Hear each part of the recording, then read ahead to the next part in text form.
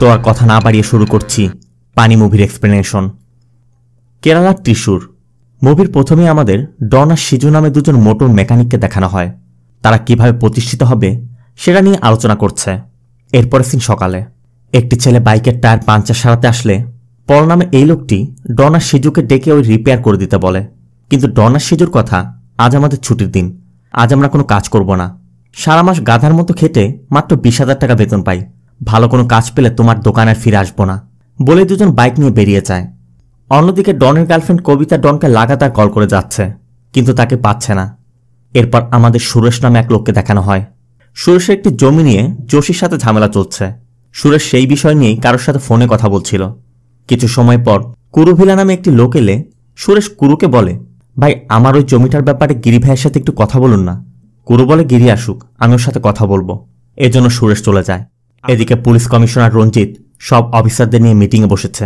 মিটিংয়ে প্রথমে রঞ্জিত এএসপি কল্যাণীকে পরিচয় করিয়ে দিয়ে বলে যে আইপিএস ট্রেনিং, তাও আবার নিজের শহরে পোস্টিং, কতটা পাওয়ারফুল হলে এটা করা যায়। একজন বলে ওঠে, স্যার ম্যাডাম তো ত্রিশূরের প্রভাবশালী মাঙ্গালাথ পরিবারের মেয়ে। এরপর রঞ্জিত বলে, কাল আমার আর সিদ্দিকের সাথে আইজির মিটিং হয়েছে। প্রথম দিকে যে সকল গ্যাংস্টাররা ছিল তারা সবাই ত্রিভান্দাম বা কোচিত ছিল, কিন্তু এখন ত্রিশূরের নাম আসছে, যুবকরা এখন ইন্টারেস্টেড হচ্ছে। রঞ্জিত জানতে চায় এখন ত্রিশূরে অ্যাক্টিভ কারা। তখনই একজন বলে, স্যার অনেকগুলো গ্রুপ আছে, তবে সব থেকে পাওয়ারফুল ওয়ারেন্ট দেবী, কারণ সব থেকে বেশি ওয়ারেন্ট তার নামেই। 400রও বেশি লোক আছে তার গ্রুপে। ছোট বড় সব ধরনের ডিল বা সেটেলমেন্ট সবকিছু ওরা করে। আমরা যদি ওর বিরুদ্ধে যাই আমাদের ট্রান্সফার করিয়ে দিবে। ওর সাথে আরও কয়েকজন আছে, ওরা একসাথে টিম হয়ে কাজ করে। রঞ্জিতের কথা, তার থেকে বড় টিম তো আমাদের কেরালা পুলিশের। তোমরা কাজ করো আর না করো, আমাকে তো আমার কাজ করতে হবে, তাই না? অন্যদিকে ডন আর সিজুকে দেখা যায় তারা কোথাও যাচ্ছে। পাশে একটি দোকানের উদ্বোধনের প্রোগ্রাম চলছিল। ডন আর সিজু একটু ছাতা আর এক বোতল পানি নিয়ে ফুটপাতে দাঁড়িয়ে কথা বলছিল। তখনই সুরেশকে আসতে দেখে ডন সুরেশকে থামিয়ে বলে, আরে সুরেশ ভাই, যোশী ভাইয়ের সাথে জমি নিয়ে যে ঝামেলা চলছে সেটা মিটিয়ে নেন না কেন, না হলে তো সমস্যায় পড়তে হবে। সুরেশ বলে, রাস্তায় দাঁড়িয়ে আমাকে ভয় দেখাবে আর আমি মেনে নিব? সিজু এদিকে ছাতা খুলে ডনদেরকে আড়াল করে দাঁড়ায়, আর এই সুযোগে ডন সুরেশের গলার মধ্যে স্ক্রু ড্রাইভার ঢুকিয়ে সুরেশকে এটিএমের মধ্যে নিয়ে যায়। এর মধ্যে এক মহিলা টাকা তুলতে এলে সিজু এটিএম নষ্ট বলে মহিলাকে সামনের এটিএমে পাঠিয়ে দেয়। এরপর সিজু ডনকে ওই পানির বোতলটি দিলে ডন হাতের আর ছুরির রক্তগুলো ধুয়ে বেরিয়ে আসে।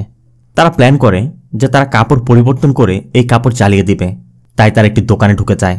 মূলত এই দোকানটি আজ উদ্বোধন হলো। অন্যদিকে আমাদের গিরি আর গিরির ওয়াইফ গৌরীকে দেখানো হয়। গিরি মূলত মঙ্গলাথ বিল্ডার্সের মালিক, শহরের সব থেকে পাওয়ারফুল ব্যক্তি। গিরি গৌরীকে নিয়ে তার অফিসেই যাচ্ছিল। তখনই জয়রাজ নামে একজন কল করে জানায়, আমি আজ একটি দোকানের উদ্বোধন অনুষ্ঠানে এসেছি। বাইরে থেকে কয়েকজন আর্টিস্টকেও হায়ার করতে হয়েছে, কিন্তু দোকান মালিক কথা মতো পেমেন্ট দিচ্ছে না।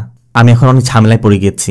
শোনা মাত্রই গিরি ঠিকানা নিয়ে সেই দোকানটিতে যায় এবং নিজের থেকে টাকা দিয়ে জয়রাজকে বলে যে আর্টিস্টদের পেমেন্ট দিয়ে দাও। সাথে দোকান মালিককেও বলে যায় দোকান বন্ধ করার আগে টাকা পাঠিয়ে দিবে। দোকান মালিক জানতে চায় আপনি কে। গিরি তখন থাপ্পড় দিয়ে বলে, আমি কে ওর কাছে জিজ্ঞেস কর, ও বলে দিবে। এরপর গিরি বেরিয়ে যায়, আর নিচে আসতেই গিরির কাজিন সাজিকে দেখা যায়। তবে মার খেয়ে এর মধ্যেই দোকান মালিক ওই টাকাটা পাঠিয়ে দিয়েছে, এজন্য টাকা নিয়ে তারা চলে যায়। আর এদিকে ডন আর সিজু ড্রেস চেঞ্জ করে ওই এটিএমের সামনে দিয়ে যাচ্ছে। তারা খেয়াল করে কেউ এখনও বিষয়টা টের পায়নি। তবে একটু সামনে যেতেই কবিতা এসে হাজির। কবিতার কথা, আমি কখন থেকে তোমাকে কল করছি, আমার সাথে এখনই চলো। কিন্তু ডন তো আর এখন যেতে পারছে না, কারণ তাকে আগে ওই কাপড়গুলো চালাতে হবে। কিন্তু কবিতাও নাছোড়বান্দা, এর জন্য ডন কবিতাকে একটি ঝাড়ি মারে, আর কবিতাও রাগ করে সেখান থেকে চলে যায়। এরপর ডন আর সিজু একটু দূরে নির্জন স্থানে গিয়ে তাদের পরিহিত কাপড়, ছাতা সবকিছুতে পেট্রোল ঢেলে আগুনে জ্বালিয়ে দেয়। অন্যদিকে গিরিরা তাদের অফিসে পৌঁছে গেছে।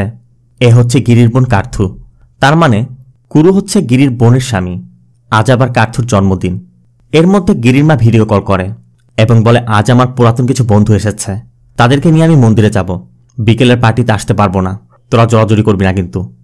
মূলত গিরি, কুরু, সাজি সবাই একসাথে ব্যবসা করে। এর মধ্যে কল্যাণী এসে পড়ে। কল্যাণী আবার গিরির চাচাতো বোন। কল্যাণী এসে বলছিল, আজ অফিসে তো তোমাদের নিয়ে আলোচনা হচ্ছিল, পরে কমিশনার জানতে পারে আমি তোমারই কাজিন। তবে কল্যাণী জানতে চায় যে কমিশনারের সাথে তোমাদের ইস্যু কোথায়। সাজি বলে সে অনেক আগের কথা। গিরি আর গৌরীর সম্পর্কের মাঝে কাবাবে হাড্ডি হয়েছিল। ও গৌরীকে অনেক পছন্দ করত, কিন্তু তখন কিছু করতে পারেনি। পরে যখন ঝামেলা বাড়তে থাকে আমরা ওর ট্রান্সফার করিয়ে দিই, এটা নিয়ে ঝামেলা। এর মধ্যে গৌরী বলে ওঠে, আমার খুব ক্ষুধা লেগেছে, চলো আগে কিছু খেয়ে আসি। এই জন্য গিরি সবাইকে নিয়ে খাবার খেতে চলে যায়। আবার এদিকে ডন আর সিজু আবারও সেই এটিএমের সামনে দিয়ে যাচ্ছে। তখনই তারা খেয়াল করে রক্ত গড়িয়ে পড়ছে, তাই তারা চিৎকার করে লোকজন জড়ো করে। এর মধ্যে একজন এটিএমের দরজা খুলেই দেখে ভিতরে সুরসের রক্তাক্ত বডিটি পড়ে আছে। সাথে সাথে পুলিশকে জানানো হয়। এটিএমের সামনে হট্টগোল দেখে কবিতাও এগিয়ে আসে, আর কবিতাকে দেখে ডন এসে বলে, আমি প্রথম দেখেছি, সবাইকে আমি ডেকেছি। এদিকে মার্ডারের খবর পাওয়া মাত্রই কল্যাণীও খাবার রেখে বেরিয়ে যায়। আবার তখনই একজন এসে বলছিল সার্কেলে এটিএমের মধ্যে মার্ডার হয়েছে।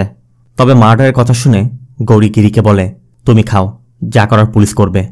এদিকে খবর পেয়ে রঞ্জিত লোকেশনে পৌঁছে গেছে।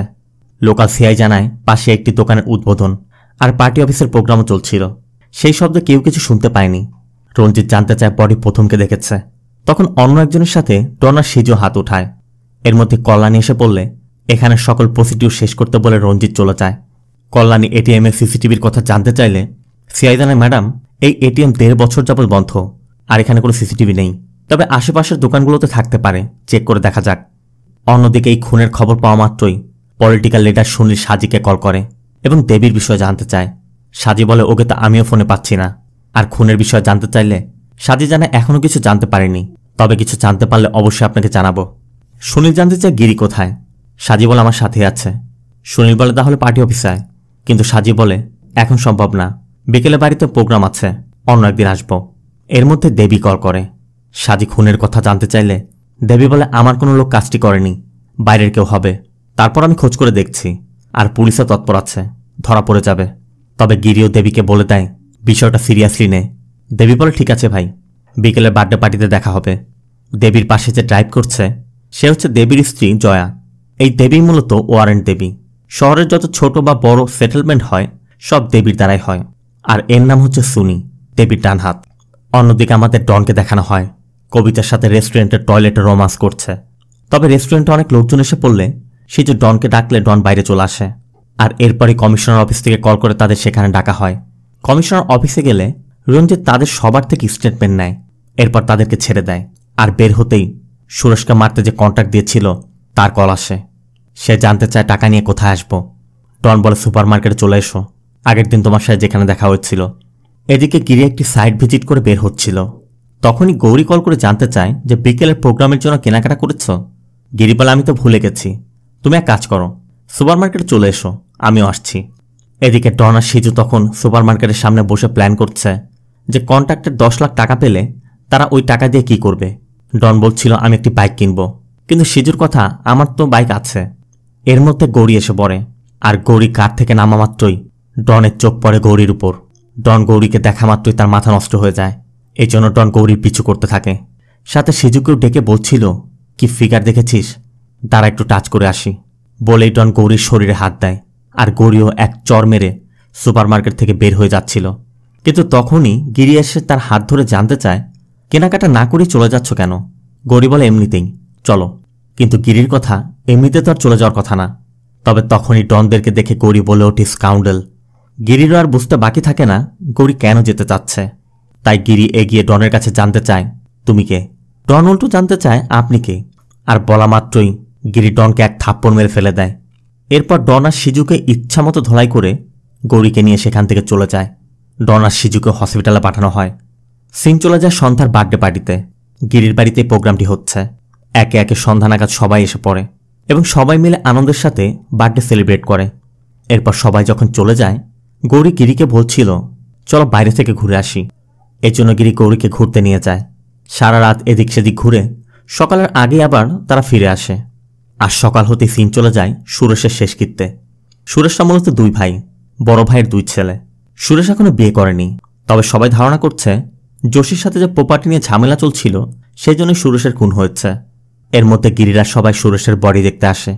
তবে যাওয়ার সময় যোশীকে দেখে দেবী যোশীকে ডেকে আনে তাদের কারে তুলে নেয়। যোশী ভাবছিল গতদিন শপে গিরির সাথে যে ঝামেলা হচ্ছে সেই বিষয় হয়তো ডেকেছে। কিন্তু দেবী বলে, সবাই বলছে যে প্রপার্টির জন্য তুমি নাকি সুরেশকে মেরেছ। অবশ্য যোশী বলে, না ভাই, আমার সাথে তো শুধুমাত্র ওই প্রপার্টি নিয়ে একটা ডিল হয়েছিল। দেবী বলে, প্রপার্টির কথা ভুলে যাও। আর ওর খুনের সাথে যদি তোমার কোনো সম্পৃক্ততা থাকে তবে তো জানোই, পুলিশ এবং আমরা ওর খুনিকে খুঁজে বেড়াচ্ছি।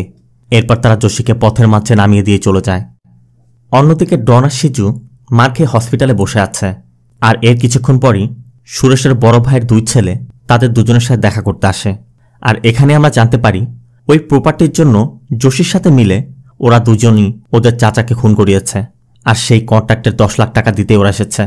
তবে কন্ট্রাক্টের 10 লাখ টাকা দিতে সিজু বলছিল, তোমরা পাবে 10 কোটি টাকার প্রপার্টি আর আমাদের মাত্র 10 লাখ দিচ্ছ। অবশ্য ওরা বলে একবার প্রপার্টি বাবার নামে ট্রান্সফার হয়ে যাক, এরপর যা চাইবে তাই পাবে। অবশ্য সিজু বলে, এটা আমাদের প্রথম কাজ, তোমাদের সাথে আমাদের কোনো সমস্যা নেই, তবে এরপর কোনো কাজ থাকলে আমাদেরকে বলবে। ওরা দুজন চলে যেতেই ডন বলছিল, আমি তো ওদের দুজনের চেহারা ভুলতেই পারছি না রে। সিজুও বলে, আমিও পারছি না।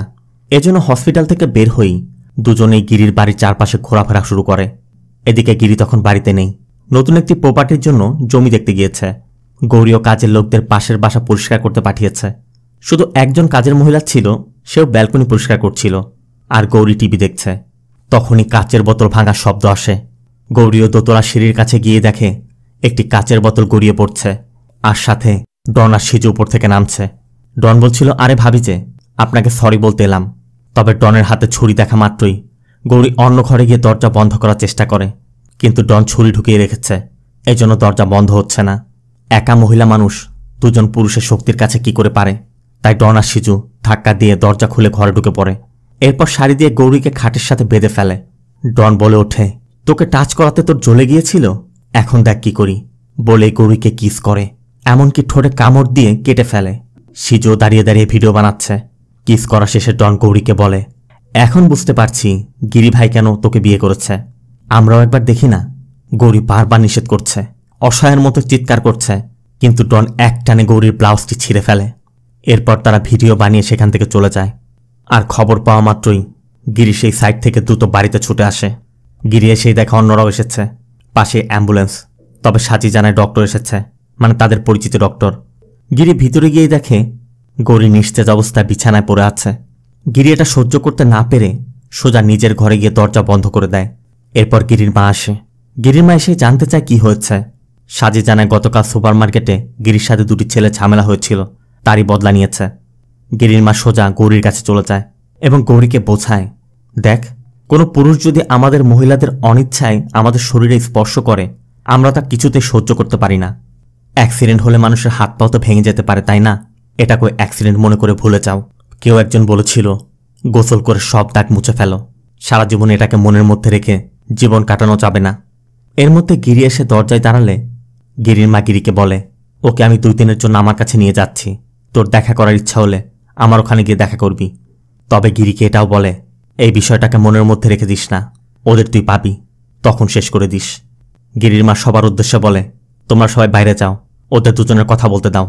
সবাই বাইরে চলে গেলে গিরি গৌরীর পাশে গিয়ে বসে। এরপর গৌরীকে জড়িয়ে ধরে কাঁদতে থাকে। এজন্য গৌরী বলে, আমি ঠিক হয়ে যাব, তুমি এসব নিয়ে আর ভেবো না। তবে এটা বলার পরই গিরি গৌরীর হাত সরিয়ে দিয়ে উঠে বসে পড়ে, আর আমরাও গিরির ভয়ানক এক চেহারা দেখতে পাই। অন্যদিকে ডন আর সিজুকে দেখা যায় বাইক নিয়ে ঘুরে বেড়াচ্ছে। ডন বলছিল, সিজু আমার মনে হয় ওরা আমাদের ধরে ফেলবে। কিন্তু সিজুর কথা, কিভাবে? আমাদের যাওয়ার তো কোনো জায়গা নেই, ওরা আমাদের কাছে পৌঁছাতে পারবে না, আমরা ইচ্ছা করলেই পারবো। তবে আগে আমাদের বাইক আর হেলমেট বদলাতে হবে। ডন বলে, সমস্যা কি, টাকা তো আছে, ওরা যদি কিছু করে আমরা ওদের 12টা বাজিয়ে সোজা বিহার চলে যাব। এদিকে সিসিটিভি চেক করে ডনার সাথে দেখা যায়, আর দেখা মাত্রই দেবী তার লোকেদেরকে ওই ফটোটি পাঠিয়ে দেয়। সাথে এটাও বলে দেয়, কাউকে কিছু বলার দরকার নেই, তাদের সহ তাদের পরিবার যেখানে যে আছে সবাইকে তুলে নিয়ে আয়। আবার সাজি বলছিল, সুপারমার্কেটে ফুটেজও টানতে হবে, বাইরের কেউ যেন কিছু জানতে না পারে। কুরু বলে ওঠে, আমরা কি পুলিশের হেল্প নিতে পারি না? তবে দেবী কুরুকে বোঝায়, তুই কি ভয় পাচ্ছিস? ভয় পাস না, বাকি সব আমি দেখছি। আবার খবর পেয়ে কল্যাণীও আসে। কল্যাণী এসেই বলছিল, আমরা অফিসিয়ালি মুভ করতে পারি না, কিন্তু গিরিরা সোজা না বলে দেয়। এদিকে দেবীর কথা মতো ত্রিশূরের দেবীর আন্ডারে যারাই কাজ করে সবাইকে হোয়াটসঅ্যাপে ডন আর সিজুর ফটো পাঠিয়ে দেয়া হয়। চারিদিকে সবাই ওদের খুঁজতে শুরু করে দিয়েছে। এর মধ্যে সেই টায়ার রিপেয়ার করতে আসা ওই ছেলেটি ফটো দেখেই ওদেরকে চিনে ফেলে আর বলে, এ তো পলের ওখানে কাজ করত। এজন্য তাদেরকে দেবীর কাছে ডাকা হয়। এদিকে পুলিশের কাছে খবর চলে গেছে যে দেবীরা ওদেরকে খুঁজছে। তারা রঞ্জিতকেও জানায়, আমাদের ধরার আগে ওরা ধরে ফেলবে। কিন্তু রঞ্জিতের কথা, তাহলে সিস্টেম কি জন্য? পুরো ফোর্স কাজে লাগাও, যে কোনো মূল্য ওদের আগে ধরতে হবে। সাথে কল্যাণীকেও বলে, এমন কেউ নেই যে এই ফটো দেখেনি, গিরি আর ওর পরিবার হয়তো কোনো কেস করেনি, তুমি তো পুলিশের লোক, এভাবে হলে তো পুলিশের উপর থেকে জনগণের আস্থা উঠে যাবে। একবার একটি মেয়ের জন্য কলেজের সামনে গিয়ে ফাইট করেছিল। কল্যাণী বলে ওই মেয়েকে বিয়ে করেছে, নাম গৌরী। রঞ্জিত জানতে চায় ওদের কোনো বাচ্চা হয়নি? কল্যাণী বলে না। রঞ্জিত আবার বলে কেন হয়নি? কল্যাণী বলে সেটা জিজ্ঞেস করে দেখতে হবে। রঞ্জিত বলে তাহলে সেটা জেনে তারপর আমার সাথে দেখা করবে। এটা শোনা মাত্রই কল্যাণী উঠে চলে যায়। তখন অন্যরা জানায় গিরি, দেবী, সাজি, কুরু ওরা সবাই একই টিম। ওরা ছোটখাটো বিষয় নিয়ে ঝামেলায় জড়ায় না, কারণ ভাড়া থেকেই ওরা মাসে এক একজন 25 লাখ টাকা করে পায়, আর ব্যবসা তো আছেই। ওরা সবাই একই কলেজে পড়ত। গিরি আর সাজি কাজিন। কুরুভিলা আর দেবী কোর্ট টাইম থেকে পড়তে এসে তারা আর ফিরে যায়নি। দেবী ওর ক্লাসমেট জয়াকে বিয়ে করেছে, আর কুরুভিলা গিরির বোনকে বিয়ে করেছে। এখন ওরা একই পরিবারের মতো। ওরা নিজ থেকে কারোর সাথে ঝামেলায় জড়ায় না, কিন্তু কেউ জড়ালে ওরা তাকে ছাড়ে না। ওরা পুলিশকে ভয় করে না, তাই কেস না করেই ওরা ওদের মতো কাজে নেমে পড়েছে, কারণ ওদের কাছে পাওয়ার সেট আপ দুটোই আছে। এদিকে পুলিশের এক সিআই দেবীকে কল করে জানায় তদন্ত করে জানতে পারলাম ওদের তেমন কোনো বন্ধু বান্ধব নেই, যাওয়ার মতো তেমন কোনো জায়গায়ও নেই।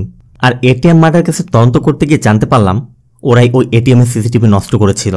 পাশে পার্টি অফিসে ফাংশন চলছিল, ওরা সেখান থেকে একটি স্পিকার এনে ওখানে রেখেছিল যাতে শব্দ পাওয়া না যায়। আমরা আশেপাশের দোকানগুলো সিসিটিভি পর্যবেক্ষণ করে এই সব কিছু পেয়েছি। তার মানে ওরা দুজনই খুন করেছে। আবার পলো জানায় ওরা দুজন 1.5 বছর যাবত আমার ওখানে কাজ করছে। ওরা দুজন যে এতটা হারামি হবে সেটা আমিও কখনো কল্পনা করিনি। আবার ওই ছেলেটি যার নাম জয়, সেও জানায় আমি আগে একবার ওদেরকে একটি সেটেলমেন্টের জন্য নিয়ে গিয়েছিলাম। এই জন্য দেবী জয়ের নাক ফাটিয়ে দিয়ে সুনিকে বলে যে ওকে সাথে নিয়ে ওই দুজনের কোথায় কে আছে সবাইকে তুলে নিয়ে আয়। এই জন্য সুনি জয়কে নিয়ে ডনের বাড়িতে যায়, আর সেখান থেকে ডনের বাবা শঙ্করকে তুলে নিয়ে আসে। এরপর দেবী সাজিকে কল করে জানিয়ে দেয় যে ওরা সাধারণ কেউ না। পুলিশ বলছে যে এটিএম মার্ডার ওরাই করেছে, আপাতত লুকিয়ে আছে। ওদের একজন এখানেরই, ওদের পরিচিত কয়েকজন আর ওর বাবাকে তুলে এনেছি। সাইবার সেল থেকে মোবাইল ট্রেস করে জানতে পারলাম ওরা ত্রিশূরের বাইরে যায়নি, দ্রুত ওদের ধরে ফেলব। অন্যদিকে ডনকে দেখা যায় পরিত্যক্ত একটি ঘরের মধ্যে কবিতার সাথে রোমান্স করছে। তবে তার ফোনে একের পর এক কল আসছে দেখে ডন বেরিয়ে আসে। সিজুকে জানালে সিজু বলে কাউকে কল করিস না, সিম কার্ড ফেলে দে, নয়তো আমাদের ঝামেলা হতে পারে। এরপর ওরা কবিতাকে সেখানে রেখেই চলে যায়। আর তখনই সুনিরা এসে হাজির। কবিতা জানায় ওরা তো মাত্র এখান থেকে গেল।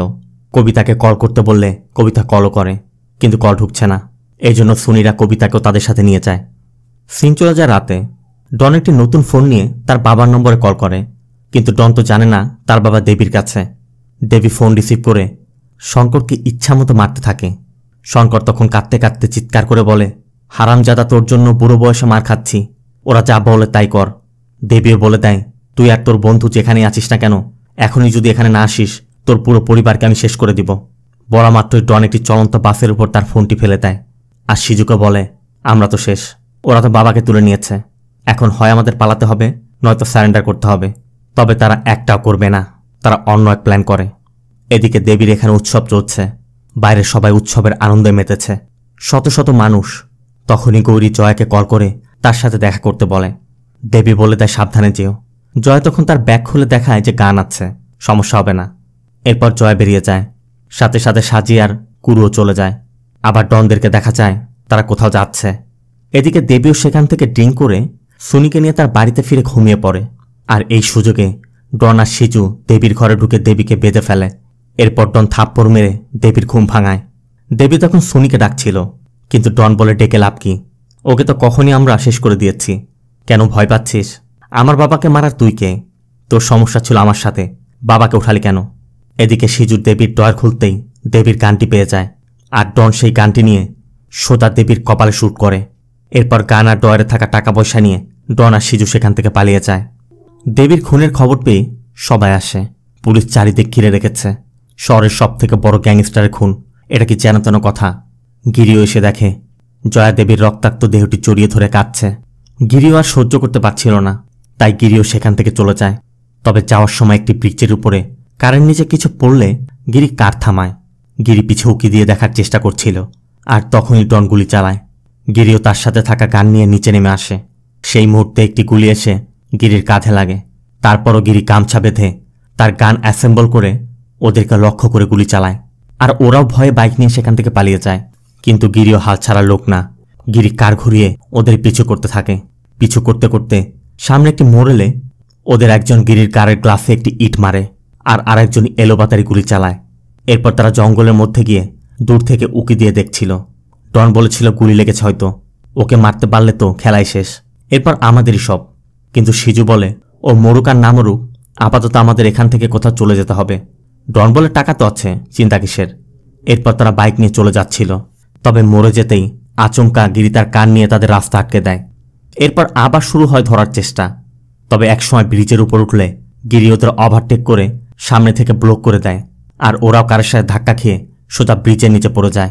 গিরিও নেমে এসে নিচে তাকিয়ে দেখে ওরা পানিতে তলিয়ে গেছে। এরপর এখান থেকে ফিরলে গিরির হাতের গুলি বের করে গিরির হাতে ব্যান্ডেজ করা হয়। আর এদিকে তাদের বন্ধু দেবী নেই, সাজি আর কুরু কিছুতেই সেটা মানতে পারছে না। গিরিও মনের মধ্যে কষ্ট পাচ্ছে। এজন্য পরবর্তী দিনে 4 বন্ধু মিলে দেবীর সমাধিতে ফুল দিতে যায়। আবার পুলিশ ব্রিজের নিচে তল্লাশি করেও ডন আর সিজুর কোনো সন্ধান পাচ্ছে না। ধারণা করা হয় ওরা হয়তো আর বেঁচে নেই। সিন চলে যায় এই ঘটনার কয়েকদিন পর। গিরিরা সবাই মিলে তাদের একটি ফার্ম হাউসে এসেছে। পরিবারের সবাই আসে, একসাথে সময় কাটায়। তারা মূলত স্বাভাবিক হওয়ার চেষ্টা করছে। এর মধ্যে কুরু গিরিকে বলছিল, এসব এখন বাদ দে, পুলিশ আর আমাদের লোকেরা ওদের তন্ন তন্ন করে খুঁজছে, ওরা হয়তো মারা গেছে, এখন ওদের নিয়ে চিন্তা করা বাদ দে। সাজিও তাই বলে। এরপরই এটিএম মার্ডার কেসের আসামি সুরেশের 2 ভাতিজা আর যোশীকে পুলিশ অ্যারেস্ট করে। তবে মূল আসামি ডন আর সিজু এখনও পলাতক। পুলিশের কাছেও তাদের কোনো তথ্য নেই। সিন রাতে কুরুকে দেখা যায় ডনদের প্রতিবেশীর সাথে কথা বলছে। মূলত কুরুর কথা মতো তারা রাত দিন ডনদের বাড়ির উপর নজর রাখছে। তারাও জানায় যখনই আমরা কিছু দেখব আপনাকে জানিয়ে দিব। এরপর কুরু তাদের কিছু টাকা দিয়ে চলে যাচ্ছিল, কিন্তু কারের কাছে এসেই দেখে কারের উপর ডন বসে আছে। ডন নেমেই কুরুকে কান পয়েন্ট করে বলে, আমার প্রতিবেশীকে টাকা দিয়ে আমার বাড়ির উপর নজর রাখছ, এখন তো তুমি যাবে বেটা। তবে শ্যুট করতে যেতেই দেখে বুলেট নেই, আর এটা দেখে কুরুও বাঁচার চেষ্টা করে। তবে ডন আর সিজু দুজন মিলে কুরুকে ইচ্ছামতো কোপায়। এরপর কুরুর ফোন থেকে গিরিকে কল করে বলে, কি গিরি ভাই, আমরা এখনো মরিনি, আপনি এত বড় একজন লোক এখনো আমাদের পিছে পড়ে আছেন। আপনার শালা আমাদের বাড়ি আমাদের খোঁজে এসেছিল, দ্রুত আসুন, নয়তো বাঁচাতে পারবেন না। শোনা মাত্রই গিরি আর সাজি ডনদের বাড়িতে গিয়ে দেখে ওরা কুরুকে কুপিয়ে কারের পিছে আটকে রেখে পালিয়েছে। সাথে সাথেই কুরুকে হসপিটালে নেওয়া হয়। খবর পেয়ে গিরিদের পুরো গ্যাং এসে হসপিটাল ঘিরে রাখে। তবে এ যাত্রায় কুরু বেঁচে যায়। উপরে গেলে জয়া গিরিকে বলে, ও এখন ঠিক আছে, কিন্তু গৌরীর মানসিক অবস্থা খুবই খারাপ। গৌরী মনে করছে ওর জন্য এত কিছু হয়েছে, তুই ওকে নিয়ে বাড়িতে চলে যা। গিরির মা বলে, গিরি তুই গৌরীকে নিয়ে বাড়িতে যা। সাজি আর কল্যাণীকে বলে, তোরা চলে যা, সবার একসাথে থাকার দরকার নেই, পরেরটা পরে দেখা যাবে। গিরির মায়ের কথা মতো সবাই চলে যাচ্ছিল। তখনই পুলিশ এসে সাজিদের জানায়, আমরা ওদের খুঁজছি, মোবাইল টেস্ট করে জানতে পেরেছি ওরা শহরের মধ্যে আছে, পুরো ফোর্স নেমেছে, রাতের মধ্যে ওদের ধরে ফেলব। আপাতত দয়া করে আপনারা মাথাটা ঠান্ডা রাখুন, আইন নিজের হাতে তুলে নেবেন না। তবে সাজি তাদের মনে করিয়ে দিয়ে বলে, গত বছর সেবাতির খেসকিতে আপনারা একই কথা বলেছিলেন, আইন নিজের হাতে তুলে নেবেন না। আর 3 দিন পর আমাদের 3 জনের লাশ পাওয়া গিয়েছিল। গত সপ্তাহ আমাদের বন্ধু দেবীর খুন হয়েছে, আর আজ একজন আইসিইউতে। আপনারা তো নতুন বিল্ডিংয়ে চলে গেছেন, জানবেন কি করে? পুরনো জায়গায় খুঁজলেই আমাদের সম্পর্কে বুঝতে পারবেন আমরা কারা। যারাই ওদের ধরুক না কেন, সত্যি বলছি আমরা ওদের মেরে ফেলব। এরপর সাজি সেখানে থেকে যায় আর গিরি বাড়িতে চলে যায়। আবার এদিকে আইসিইউর সামনে জয়া বলছিল, আমি তাহলে এখন যাই। গিরির মা বলে, আমার হাঁটুতে ব্যথা করছে, তোরা এখানে থাক, আমি কেবিনে গিয়ে একটু রেস্ট করে আসি। এই জন্য চাবি নিয়ে গিরির মা লিফটে ওঠে। তখনই সাজি কল করে গিরির মাকে বলে, আমি নিচে আছি, কিছু লাগলে আমাকে বলবেন। এরপর নেক্সট ফ্লোরে কয়েকজন লোক নামতেই পিছে থেকে বোরকা সরিয়ে ডন বলে ওঠে, আপনি গিরির মা না? এরপরে সিজু একটি স্ক্রুড্রাইভার বের করে গিরির মাকে মারতে যাচ্ছিল, কিন্তু গিরির মা হাত ধরে ফেলে আর সিজুর হাত মোচকে দেয়। তখনই ডন গিরির মায়ের গলায় ছুরি চালিয়ে দেয়। এরপর হসপিটাল থেকে বেরিয়েই গিরিকে কল করে। গিরিও সাথে সাথে হসপিটালের উদ্দেশ্যে বেরিয়ে যায়।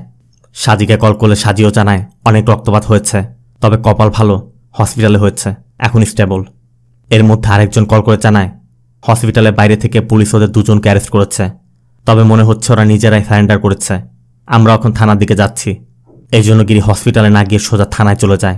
পুলিশ সদস্যরাও তখন বাইরে বলাবলি করছিল, ভাগ্য ভালো আমরা ধরতে পেরেছি, না হলে তোরা মেরে ফেলতো। তবে গিরি সোজা ভিতরে গিয়ে সেলের সামনে দাঁড়াতেই ডন বলে ওঠে, শেষ পর্যন্ত এসেই গেলেন। পুলিশ সদস্যরা গিরিকে জানায় সব প্রসিডিউর শেষ করে কালকেই ওদেরকে কোর্টে নেওয়া হবে। ডন বলছিল এরপর রিমান্ডে নেবেন, তাই তো? আমরা একদম রেডি। এর মধ্যে রঞ্জিত এসে পড়ে আর গিরিকে দেখে রঞ্জিত বলে, দেখো তোমার যে ক্ষতি হয়েছে তা আমি বুঝতে পারছি, কিন্তু তার জন্য আইন নিজের হাতে তুলে নেওয়ার কোনো চেষ্টাই করবে না।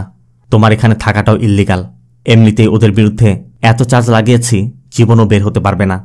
আর রঞ্জিতের কথা শুনেই গিরি কোনো কথা না বললেই সোজা সেখান থেকে চলে যায়। সিন চলে যায় পরবর্তী দিন। ডন আর সিজুকে কোর্টে আনা হয়েছে। পুরো ত্রিশূরের লোকজন এই দৃশ্য দেখতে এসেছে। চারিদিকে শুধু গিরির লোকজন। এর মধ্যে হঠাৎ কবিতা এসে ডনকে থাপ্পড় মেরে বসে। আর ডন উল্টো বলছিল, জয়ের সাথে সেট হয়ে গেছিস না? মানে ওদের মধ্যে না আছে ভয়, না আছে অনুশোচনা। তবে আচমকায় দুজনের বুকে দুটি গুলি লাগে। পুরো কোর্ট চত্বর তখন মানুষ ছুটোছুটি করছে। কে শ্যুট করেছে কিছুই বোঝা যাচ্ছে না। ডন আর সিজুকেও দ্রুত পুলিশ জিপে করে হসপিটালে পাঠানো হয়। রঞ্জিতও পিছিয়ে আছে। তবে এর মধ্যেই পুলিশের গাড়ি বহরের মধ্যে গিরি কার নিয়ে ঢুকে পড়ে। ডন আর সিজু বুঝতে পারছে এটা গিরিরই কাজ। এরপর তাদেরকে হসপিটালে নিয়ে গুলি বের করা হয়। ওরা এখন স্টেবল। পুলিশ হসপিটালটি ঘিরে রেখেছে, এমনকি ওদের কেবিনের মধ্যেও অবস্থান নিয়েছে। ডনরাও বারবার জানতে চাচ্ছে যে গুলি করেছে সে কি ধরা পড়েছে। অন্যদিকে বাইরে পুলিশ সদস্যরা বলাবলি করছিল, ওদের যদি মারারই হতো তাহলে তো কোর্টের সামনে মারতে পারত, ওদের হয়তো অন্য কোনো প্ল্যান আছে। তখনই রঞ্জিত লক্ষ্য করে নিচে গিরির লোকেরা ভিড় করে আছে। আর কিছুক্ষণের মধ্যেই তারা ইচ্ছাপূর্বক এক গ্রুপ আর এক গ্রুপের সাথে ঝামেলা বাঁধায়।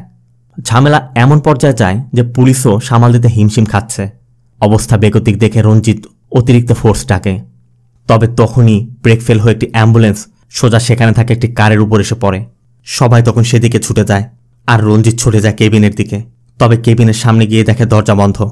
এরপর দরজা ভেঙে ভিতরে ঢুকে দেখা যায় পুরো কেবিনে শুধু ধোঁয়া, ভিতরে কেউ নেই, কারণ গিরিরা ডন আর সিজুকে দেয়াল ভেঙে নিয়ে গেছে। সাথে সাথে রঞ্জিত পুরো সিটিতে হাই অ্যালার্ট জারি করে দেয়। সাজি আর গিরির ফোন লোকেশন ট্র্যাক করতে বলে। কিছুক্ষণের মধ্যে সাজির ফোন লোকেশন ট্র্যাক করে লোকেশনও পাওয়া যায়। তবে সাজির কাছে যেতেই দেখা যায় সাজি কারে একা। সাজিও সাইড দিয়ে বেরিয়ে চলে যায়। পুলিশও আর তাকে খুঁজে পায় না। এরপর গিরির ফোন লোকেশন ট্র্যাক করে জানা যায় গিরি কবরস্থানের আশেপাশে আছে। এজন্য রঞ্জিতটা সেখানে যায়, কিন্তু এখানেও এসে দেখে এখানে কেউই নেই। তখনই অন্যরা বলাবলি করছিল, যদি একবার ওদের হাতে পড়েই যায় মনে হয় না এত সহজে ওদেরকে মারবে। অন্যদিকে ত্রিশূরে পুজোর উৎসব চলছে। হাজারো মানুষের ভিড়। তারই পাশে একটি প্লাস্টিক প্রসেসিং ইউনিটের মধ্যে গিরি ডন আর সিজুকে এনে রেখেছে। গিরি একটি হাতুড়ি আর একটি স্ক্রু ড্রাইভার এনে ওদের দিকে ছুঁড়ে মারে। আর এটা দেখা মাত্রই ডন হাতুড়ি তুলে যখনই গিরিকে মারতে যাবে গিরি এক পাঁচ মেরে ডনকে মেঝের মধ্যে ফেলে দেয়। আবার সিজু এলে সিজুর বুকে পাঁচ দিয়ে সিজুকে লাথি দিয়ে দূরে ফেলে দেয়। এরপর ওই হাতুড়ি আর স্ক্রুড্রাইভার দিয়ে দুজনকে ইচ্ছা মতো পিটিয়ে দুজনের হাতে রশি বেঁধে ঝুলিয়ে রাখে। তখনও ডন সিজুকে বলছিল, হ্যাঁ রে সিজু, তোর কি ব্যথা লাগছে? সিজু বলে না। ডন বলে আমারও না। এখন গিরি ভাইয়ের প্ল্যান কি হতে পারে? হাত যেহেতু রশিতে ঝুলিয়ে রেখেছে, ফাঁসি তো আর দিবে না। বড় হলে গিরি ভাইয়ের মতো হতে হয়। কি সুন্দর সেট আপ। সিজু বলে এত কিছু থেকেও কি লাভ? বন্ধু, শালা, মা। ডন বলে ওঠে, ভাবির কথা বললি না? ভাবি তো স্পেশাল জিনিস। ভাবির কিছু হলো তো গিরি ভাই কষ্ট পাবে। তখনই পাশে থেকে সিজুর বডিটি ব্লাস্ট হয়ে ছিন্ন ভিন্ন হয়ে যায়। সিজুর এমন বিভৎস অবস্থা দেখে ডনের আত্মা কেঁপে ওঠে। গিরি তখন কারে উঠে যাচ্ছিল। তখনই ডন গিরি বলে চিৎকার করে ওঠে। আর সাথে সাথেই ডনও ব্লাস্ট হয়ে যায়। এরপরই দেখা যায় জয়ার সাজিও সেখানেই ছিল। জয়া তার গান নিয়ে কার থেকে নামে এবং রশিতে ঝুলতে থাকা ওই হাতগুলোকে গুলি করে ফেলে দেয়। পুরো কারের গ্লাসটা তখন রক্ত মাংসে জড়িয়ে আছে। এই জন্য কারের গ্লাসটি পরিষ্কার করে তারা সেখান থেকে বেরিয়ে আসে।